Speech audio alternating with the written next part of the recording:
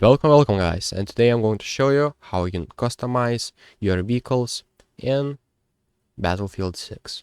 So as you go in loadouts, you'll see vehicles tab right here, so click on that one and you will see various vehicles like MBT, IF, light transport, anti-air, attack heli, and all the transport.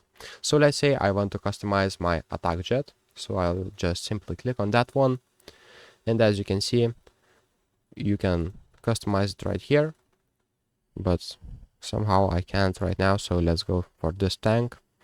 And you will see that I can customize it like driver.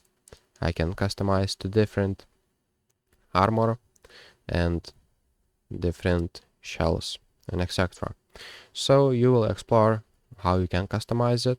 I don't go through everything right here. Here you can select second loadout, so it will be easier to change for you, and you can unlock the third loadout by being main battle tank mastery 8. So that's how you customize your vehicles in Battlefield 6. So that's pretty much it, guys. If this video was helpful, please make sure to comment down below for the algorithm, and see you in the next one.